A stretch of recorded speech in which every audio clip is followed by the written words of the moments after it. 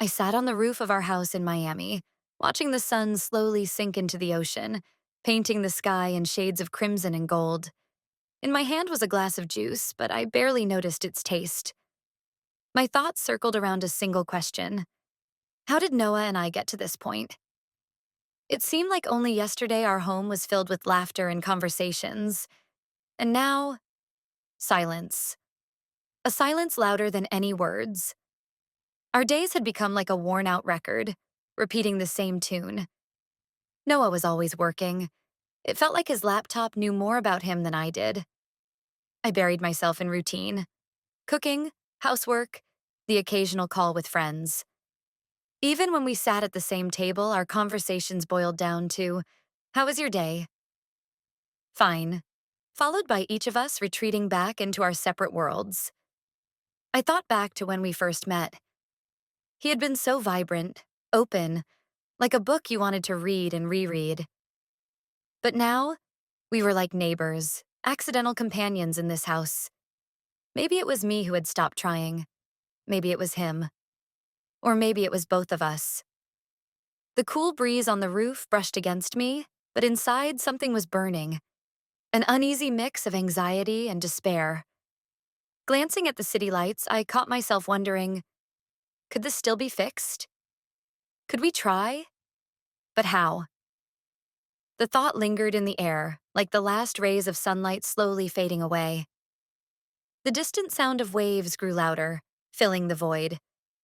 I closed my eyes and let myself imagine, for just a moment, that things could be different, that we could find our way back to each other. But it felt more like a fragile hope than a belief. The next morning, as I went through my usual routine, I received a message from Laura. "Hey, we've got an idea. Tonight we're heading to this new entertainment center. Escape rooms, simulators, all the cool stuff. Are you in?" I stared at the screen for a long time, unsure how to respond. A strange mix of curiosity and anxiety gripped me. On one hand, I wanted to get out of the house, breathe some fresh air into my stagnant life. But part of me resisted. What if I don't fit in? What if I look pathetic next to her lively friends? But the thought of staying home, stewing in my own thoughts, seemed even worse. "Why not?" I typed back, adding a smiley face as if it could convince Laura I was genuinely excited about the idea. That evening, as I got ready, Noah didn't even notice I was going anywhere. He was immersed in a call, discussing yet another project. I paused in the doorway, watching him. His face, once so familiar, now felt distant, almost like a stranger's. "I'm heading out for a couple of hours," I said, knowing he probably wouldn't hear me. He nodded without even looking up. Closing the door behind me, I felt an odd sense of relief. It was as though I'd left behind not just the house, but the heavy emptiness that had settled in our relationship. When I arrived, Laura was already waiting at the entrance. She greeted me with her usual radiant smile, as if her energy alone could fix anything in the world. "You look amazing. It's about time I got you out of the house," she said, linking her arm with mine. The complex was impressive. Bright lights, upbeat music, and crowds of people laughing and chatting. For a moment, I felt out of place, but Laura had a way of dissolving any awkwardness. She quickly introduced me to her friends. Light-hearted, cheerful people whose names I could barely keep up with. "Let's try an escape room. You're on my team," she said with a wink. I felt a flicker of excitement, like I was on the brink of something new. Though the anxiety still lingered in the back of my mind, I stepped into the evening, hoping it might help me escape the weight of my own thoughts, if only for a little while. We entered the hall of escape rooms, a space buzzing with energy. The high ceilings, neon lights, and lively chaos around us set an electric tone. An attendant explained the rules, but I barely paid attention. My focus was on the people around me. Laura animatedly chatting with others, some friends teasing one another, and me, trying to appear as though trips to places like this were part of my routine. "Oh, look who decided to show up," Laura suddenly exclaimed, her eyes lighting up with surprise. I turned and saw him. Anthony. I recognized him immediately, even though it had been years. Noah's nephew, whom I remembered as a teenager with spiky hair and goofy jokes. But now, standing before me was someone entirely different. Tall, self-assured, and wearing a casual yet confident smile. "Hey, Anthony," Laura called out cheerfully. "You said you couldn't make it." "Changed my mind. Figured a little adrenaline couldn't hurt," he replied, his eyes meeting mine. Something clicked inside me, an unexpected jolt. "Anna?" he said with a wide grin. "Wow, it's been forever. How are you?" "Anthony?" I tried to mask my surprise with politeness. "I didn't expect to see you here." He laughed, a contagious and easy laugh that suggested someone completely at ease with themselves. We exchanged a few pleasantries, and he mentioned that he was working at a startup focused on eco-technologies. Laura listened intently while I nodded, still trying to process his unexpected appearance. "So," he said, looking at me with a playful challenge in his eyes. "Ready for the escape room? Hope you like winning." Soon we were split into teams, and of course, I ended up on Anthony's. Laura gave me a knowing wink, and I couldn't help but smile back. As the game master explained the storyline, Anthony managed to slip in a few jokes that made me laugh more than I had in the past year. I realized with a quiet start that for the first time in ages, I wasn't thinking about home, about Noah, or the problems waiting for me.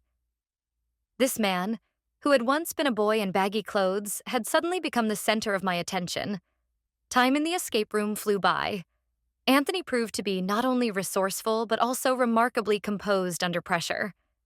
He solved puzzles with ease, encouraged us when we started to feel stuck, and cracked jokes at the most unexpected moments. "All right, if we don't find this key soon, I guess we're just living here now," he announced as we faced a particularly tricky puzzle. I laughed, even though just a moment earlier I had felt the flicker of panic creeping in. "5 minutes left," came the reminder from the administrator's voice through the speaker, spurring everyone into action. "Anna, over here." Anthony called me over to a chest he had just unlocked. Inside was a complex mechanism with buttons and numbers. "I bet you've got some hidden engineering talent. Give it a try." I smirked, feeling a pleasant warmth spread through me. There wasn't a hint of condescension in his tone. He spoke as if he genuinely believed I could do it, and strangely enough, that belief gave me confidence. We completed the escape room with just seconds to spare. When the lock on the final door clicked open and the room filled with triumphant music, everyone erupted in cheers. Anthony turned to me with a broad smile, and I realized I was smiling back. Genuinely, without hesitation. "You were amazing," he said, giving me a light pat on the shoulder. "We couldn't have done it without you."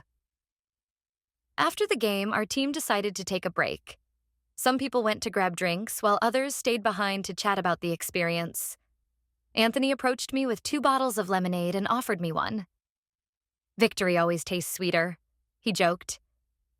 We found seats on the open terrace of the complex, and for the first time in a long while, I felt calm and at ease. Anthony started sharing stories about his work, his friends, and even how he'd almost lost his luggage at Heathrow Airport. I listened, laughed, asked questions, and for a while, time seemed to stand still. His lightheartedness, his natural charisma, and his genuine presence were disarming. I couldn't quite grasp why it all had such a profound effect on my mood. But in that moment, I chose to just be present, to enjoy the here and now without overthinking where it might lead or how it might end. The next day, I received a message from Laura. "I'm having a little rooftop party tonight. You have to come. You were on fire yesterday. Don't stop now." I wasn't planning on going anywhere. The day had been full of small errands and tasks, but her enthusiasm was contagious. Besides, an evening at Laura's would be a good excuse to avoid sinking into my usual thoughts. Laura's home was cozy, and her rooftop was an oasis. Comfortable chairs, strings of fairy lights casting a soft glow, and a table laden with snacks and drinks created a warm, inviting atmosphere.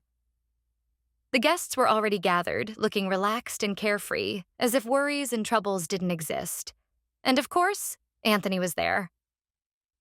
He stood by the railing with a glass in hand, chatting with another guest. I couldn't help but notice how effortlessly he held people's attention, his manner of speaking and confidence drawing others in. "Anna," Laura exclaimed, wrapping me in a hug. "Go grab a drink and relax." Anthony noticed me a few seconds later and immediately made his way over. "Hello again," he said with a light smile. "I'm starting to think this is fate. How's your evening so far?" "Great. You, as always, are full of surprises," I replied, letting out a soft laugh. The evening passed in a haze of laughter and conversations. Anthony, as usual, had a knack for finding the perfect topic to talk about. We covered everything: places we'd like to visit, people's quirky habits, intriguing new technologies. He spoke with such enthusiasm that even the most mundane topics became fascinating. At one point, he said, "You've always been inspiring. I still remember a piece of advice you gave me in school. You probably don't recall, but it helped me make a big decision. You told me that the most important thing is not to be afraid to start over, even if it's scary." I was taken aback. I didn't remember giving him such advice, but his words made me pause. Something I had said, something I thought was forgotten and insignificant, had clearly mattered to him.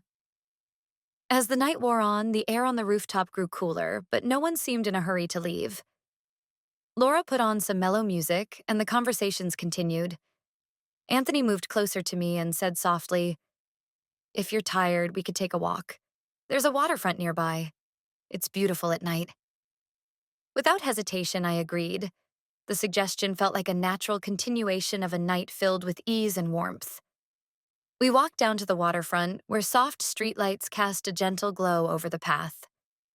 The ocean whispered its waves against the shore, wrapping everything around us in a calming embrace. Walking beside Anthony, I felt the evening slowly dissolve everything unnecessary: anxieties, thoughts, doubts. "Sometimes I think cities by the water are magical," he said, gazing at the tranquil expanse. "You stand there and realize that everything you thought was so important just melts away into that endlessness." I nodded, his words resonating deeply. We walked in silence, but it wasn't awkward. Instead, it felt as though we were giving each other space to hear our own thoughts. After a while, Anthony spoke again. "You've always been special," he said suddenly.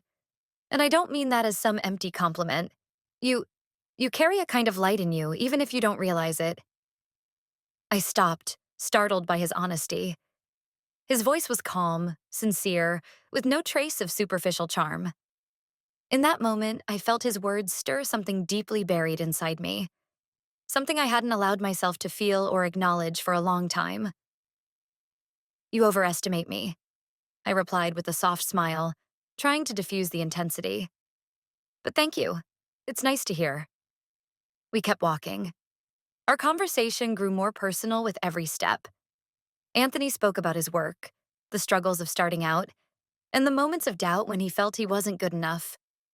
I was struck by how candid he was about his vulnerabilities, and I found myself admiring him even more for it. His openness didn't diminish him. It made him stronger in my eyes. When we stopped at the railing, staring out at the darkened ocean, he leaned in closer. The gesture was quiet, almost imperceptible, like a whisper.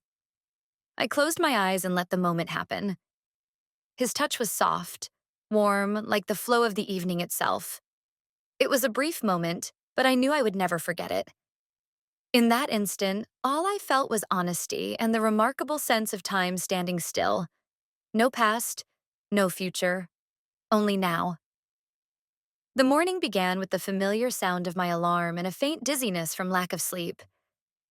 I tried to gather my thoughts, but memories of the previous evening flooded back, sudden and overwhelming, like a rising tide. That moment on the waterfront, the warmth of it, it felt so real and yet at the same time like it belonged to another world. But now what? My phone buzzed. I glanced at the screen and saw a message from Anthony. "Good morning. I don't know how you'll take this, but I need to say it. If you don't want to meet again, I'll have to tell Noah everything." I read the words over and over, as if I couldn't believe they were real. Blackmail. This quiet, warm person who had seemed so genuine just last night was now sending me something that turned my world upside down. My hands began to shake. A wave of anger and fear crashed over me. It felt like I had fallen into a trap with no way out. What was he thinking? How had things turned so completely in just one night? I started typing a reply, then deleted it. Then I started again. I wanted to scream, to accuse, to ask why he was doing this. But what good would it do? All I could do was try to remain calm. I typed a short response. Anthony, I don't understand why you're saying this, but this isn't the way to handle anything. Please think this through. I sent the message, but the anxiety didn't leave. I sat on the edge of the bed, staring at the phone screen as if it might offer me an explanation. Instead, all I felt was the crushing weight of realization. I wasn't just tangled in my own emotions anymore. I was now teetering on the brink of destroying what little remained of my life. A week later, as if by some cruel twist of fate, it was the day of the family barbecue. Noah insisted we gather with his relatives, and I couldn't refuse, even though the thought of Anthony being there made me anxious. What could I say? How could I act? And most importantly, how would he behave? When we arrived, the scent of grilled meat mixed with the hum of voices and children's laughter. Everything looked so carefree, as if everyone's lives were simple and unburdened. I spotted Anthony almost immediately. He was standing by the grill, animatedly talking with one of Noah's uncles. In that moment, he looked like any regular guy, easygoing and friendly. But I couldn't shake the feeling that he was acutely aware of my unease. Our eyes met briefly, and I quickly turned away. I did my best to keep my distance, immersing myself in conversations with Noah's aunts, pretending to be thoroughly engaged in their stories. But at one point, it felt as if time slowed down. We were all seated at the long table when Anthony, holding a glass in his hand, spoke up. Funny how life throws unexpected encounters our way. Anna and I hadn't seen each other in years, and suddenly, we've been spending time together. His voice was calm, but his words hit me like shards of glass. Noah looked up, frowning. "What do you mean?" he asked. "Oh, nothing much. It's just amusing how we ran into each other at the entertainment center," Anthony continued, feigning innocence. "It's always interesting to catch up with old acquaintances, isn't it, Anna?" My hand clenched around the fork so tightly that I almost dropped it. Everyone was watching me, waiting for my response. My heart pounded in my ears as I realized that the moment I had dreaded was here. "Yes, it was unexpected," I said, trying to keep my voice steady, though it wavered slightly. Noah's gaze lingered on me. There was something in his eyes. A weight. A question forming silently but clearly. It felt like the air around us had grown heavier, suffocating. Anthony said nothing more. He simply raised his glass as if concluding a thought and then turned his attention elsewhere. But the words he had already said hung in the air, like an unwelcome guest who wouldn't leave. After dinner, as most of the guests wandered off into the garden, Noah approached me. "Anna, can we talk?" he asked. And in that moment, I knew. There was no avoiding the truth any longer. We moved to a spot where the glow of the string lights didn't reach, and the air between us grew heavy, impossible to ignore. Noah stood in front of me, his eyes piercing into mine, as if trying to cut through the facade of calm I was attempting to hold on to. "What's going on?" he asked, his voice quiet but firm. "Anthony's been saying strange things. Is there something I need to know?" I opened my mouth, but the words wouldn't come out. Everything I wanted to say felt irrelevant. Explanations, excuses, half-truths. It all seemed meaningless now. Inside, a storm of guilt and shame raged. I tried to collect myself, but Noah wasn't waiting. "Were you with him?" His question came out sharp, like a slap. I looked away. The silence in that moment spoke louder than any words could. He knew. He understood everything.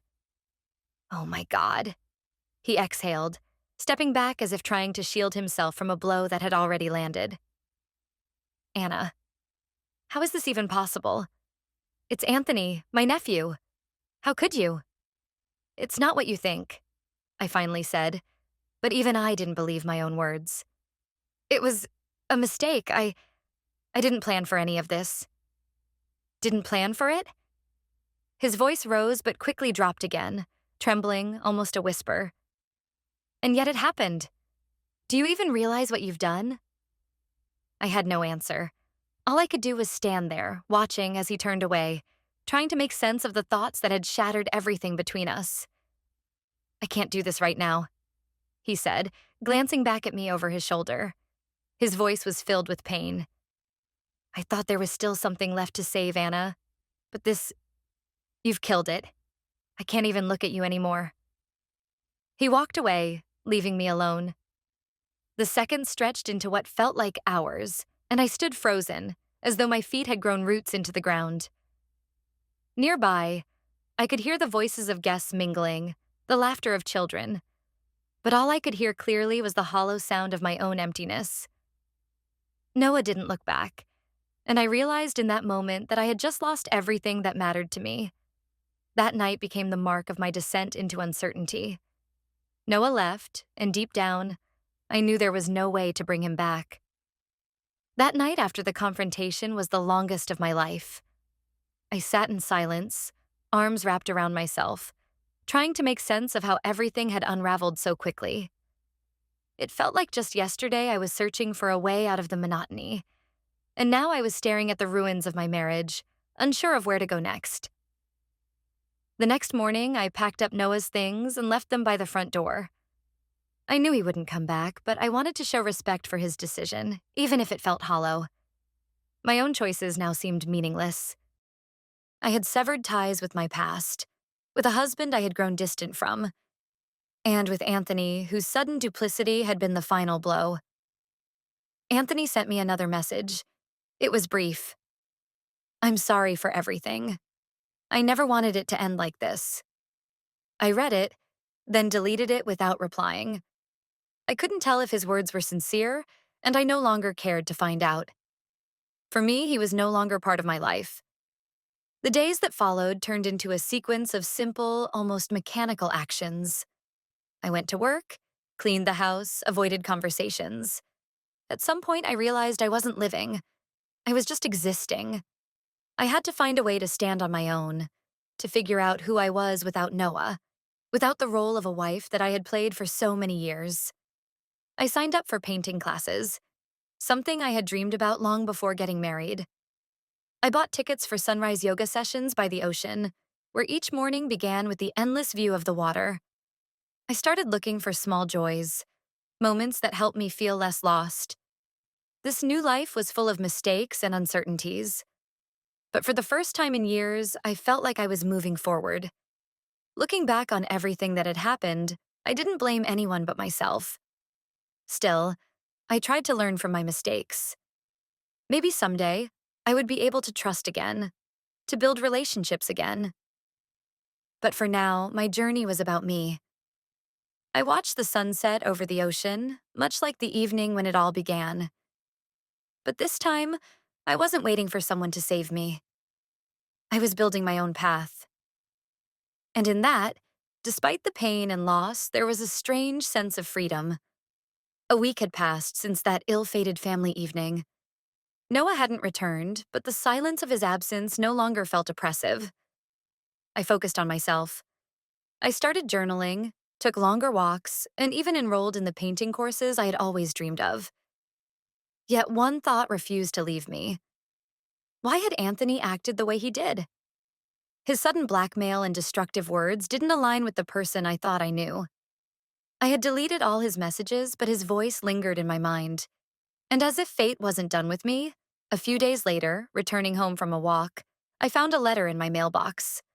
A real, handwritten letter with no return address. Inside was a short note. Anna, I can't explain everything in a message. If you want to know the truth, meet me tomorrow at 7 p.m. at the Ocean Cafe by the shore. This is important. Anthony. I stood there, holding the letter, unsure of what I felt: fear, anger, or curiosity. Why should I even consider going? But a part of me, the part still searching for answers, couldn't turn away from this invitation. The next evening, I entered the cafe and immediately spotted Anthony. "Thank you for coming," he said, his voice surprisingly soft.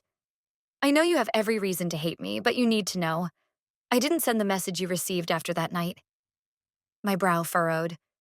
I couldn't believe he was trying to justify himself with such an obvious lie. "Are you serious? Are you saying someone took your phone and sent me that message?" My voice was sharp, laced with anger. "No." He shook his head. "I'm saying it wasn't a coincidence. Noah found our messages earlier than you think, and he made me send that text. He wanted to see how you'd react." The world around me seemed to tilt. Anthony's words were absurd, yet something about them clicked. The way Noah had been distant, cold, then suddenly acting like he was trying to save our marriage in the last few months. "Why would he do that?" I asked, my voice breaking. "I don't know the whole truth," Anthony admitted. "But he wanted you to feel guilty, like you had no choice but to stay with him or destroy everything yourself. He was manipulating you from the start. I went along with it because he convinced me it was the right thing to do, but I never thought it would go this far." I fell silent, my emotions swirling inside me: anger, pain, disbelief. Noah had always seemed honest, even as we drifted apart. And now, everything I thought I knew about him was crumbling. "Why are you telling me this now?" I finally asked. Anthony looked away, then back at me. His eyes were filled with regret. "Because I realized it was wrong. I can't undo what I've done, but at least I can be honest now." I stood up without waiting for him to say anything more. I needed to be alone. Walking outside, I took a deep breath of the fresh sea air and looked out at the ocean. This was another twist, another wound. But now I understood. My life with Noah had been more of an illusion than a reality. In that moment, I decided I would no longer be a victim of anyone's manipulations. This night wasn't an ending. It was the beginning of my path forward, but this time without either of them. Another week passed. After meeting Anthony, I tried to piece my thoughts together, but each one felt like a shard of glass, cutting me whenever I touched it.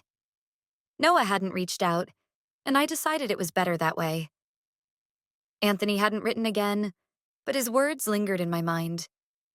What kind of game was this? Why was everything so tangled? But the thought that tormented me most was this: what else didn't I know? One afternoon, there was a knock at my door.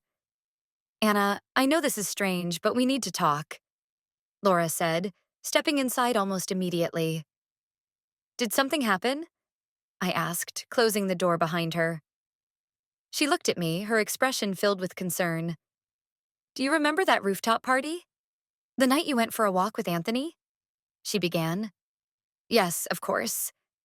I nodded, unsure of where she was going with this. "Noah came that night," she said, then paused, as if deciding whether to continue. "Noah? But he never told me he was there," I said, frowning, trying to make sense of why she was bringing this up. "He said he needed to talk to Anthony. I thought it was a family thing, so I didn't ask questions. But they went downstairs and I heard them arguing. Loudly. Something inside me turned over. This explained a lot. If Noah had known even then, it meant his manipulations might have started much earlier than I thought." "Did you hear what they were saying?" I asked, trying to keep my voice steady. Laura nodded. "Bits and pieces. Noah was accusing Anthony of ruining everything." Anthony shouted back, saying it wasn't his fault, that Noah had pushed it all to this point. Then Noah said something like, "If she finds out the truth, she'll never forgive you." I didn't understand what it meant, but it sounded strange. My heart raced. The truth? What truth? What else were they hiding? "Anna, I know you don't want to deal with this right now, but I think you need to know what's really going on," Laura said quietly. After she left, I sat in silence, processing everything I'd just heard. Noah had known. He had been controlling everything, even when I thought I was making my own choices. And Anthony? What was he hiding? The thought consumed me. Late that evening, I made up my mind. I messaged Anthony. We need to meet. You promised to be honest. Tell me everything. The reply came almost immediately. Tomorrow at 8 p.m., same place. At the cafe the next day, Anthony looked tense. I wasted no time. You said you'd tell me the truth. What do I need to know? He sighed deeply, as if bracing himself. Noah knew your marriage was falling apart. He started keeping tabs on you. At first through mutual friends, then directly. When he found out we'd crossed paths, he saw an opportunity to make you feel guilty, to ensure you couldn't leave with your head held high. But why? I couldn't believe what I was hearing. Why didn't he just talk to me? Why play these games? Anthony leaned back, his gaze heavy. That's who he is. Control is everything to him. He couldn't stand the idea of losing you without a fight, even if that fight was dirty. My head spun. Everything I thought I knew was crumbling before me. Not only were my feelings for Noah dead, I realized I didn't even know who he truly was. That night became a turning point. I couldn't simply walk away anymore. I had to figure out who I was without the manipulation, without Noah, and without Anthony. I decided this would be my new path. A life built without looking back at the wreckage of my past. After meeting with Anthony, I returned home feeling a strange mix of emptiness and resolve. Everything that once seemed clear had now been revealed as an illusion. Noah, whom I had trusted as steady and reliable, had been a manipulator, pulling strings to exploit my vulnerabilities. Anthony, who had seemed sincere and honest, was just a pawn in Noah's game.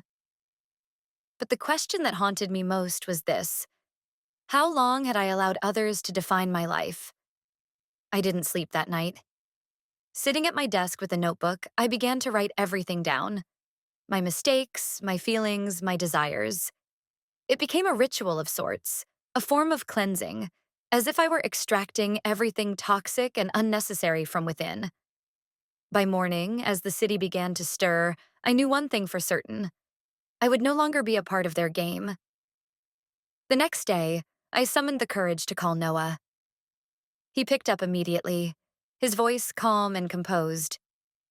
Anna, I didn't think you'd call, he said, as though everything was still going according to his plan. Noah, I know everything, I said. I know about your manipulations, about how you used Anthony to try to break me. But you didn't break me, and you won't. There was a long silence on the other end. Then he said, You don't understand. I was trying to save us. To make you stay? To make me stay out of guilt? I interrupted. That's not saving anything, Noah. That's control. And I'm done being part of it.